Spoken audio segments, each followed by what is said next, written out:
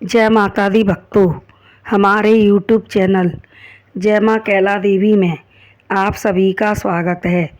तो भक्तों, आज हम सुनेंगे कार्तिक मास में माँ और बेटी की कहानी। हमारे हिंदू समाज में कार्तिक मास को एक श्रेष्ठ मास के नाम से जाना जाता है।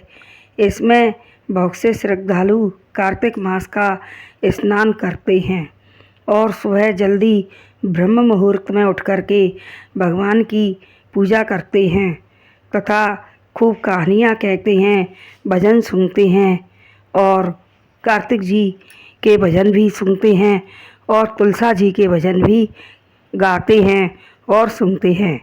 उन्हीं में से है एक यह कहानी माँ और बेटी की। कहानी इस प्रकार है। एक माँ और बेटी थी। वह कार्तिक नहाई माँ और बेटी। एक दिन माँ के दिए में घी खत्म हो गया तो उसने अपनी बेटी के दीपक में से घी ले लिया। घी लेने के दोष से जब उसका अगला जन्म हुआ तो उसकी बेटी ने एक राजा के घर जन्म लिया और एक राजा के घर ब्याही गई। और जो माँ थी वह उसके घर में भैंस बन गई, पर भैंस को अपने पूर्व जन्म की याद थी कार्तिक मास के प्रभाव से। तो वह क्या करती कि इधर उधर खाया पिया करती भैंस और दूध अपनी बेटी के घर में देती। एक दिन बेटी की छत पर गेहूँ सूख रहे थे तो एक पड़ोसन आई गेहूँ चुरावे के लिए। बेटी कहीं बाहर गई थी तो बेटी को नहीं पता थी, तो भैंस ने देख लिया तो भैंस को हंसी आ गई और कहने लगी कि मैंने नेक घी ले लिया था, उसका कर्ज 12 साल से मैं पटा रही हूँ। तू इतने सारे गेहूँ ले जाकर कितने जन्म में पटाएगी। उसकी इस बात को पड़ोसिन ने सुन लिया तो पड़ोसिन ने सोचा कि यह आवाज़ कहाँ से आ रही है। तब पड़ोसिन ने बड़े ध्यान से सुना।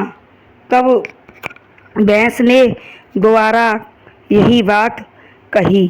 तब पड़ोसिन बोली कि भैंस क्या कह रही है, मेरी कुछ भी समझ में नहीं आ रही है।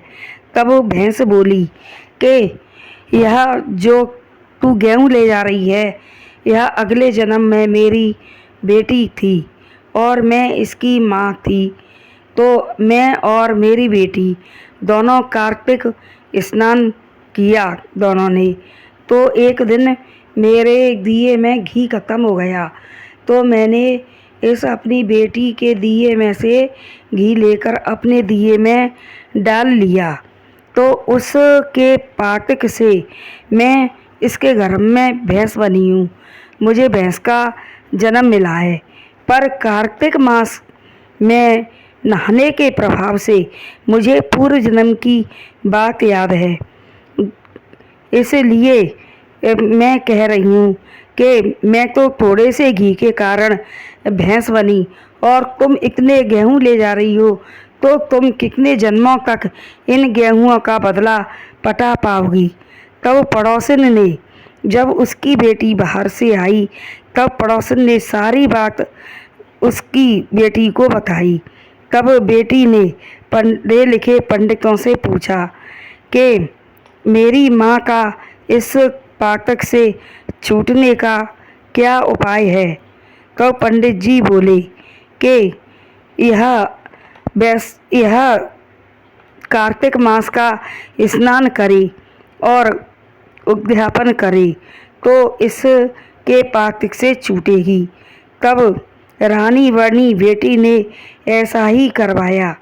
तब भैंस के जन्म से उसको मुक्ति मिली और कार्तिक भगवान की कहानी कहने सुनने से भी फल की प्राप्ति होती है।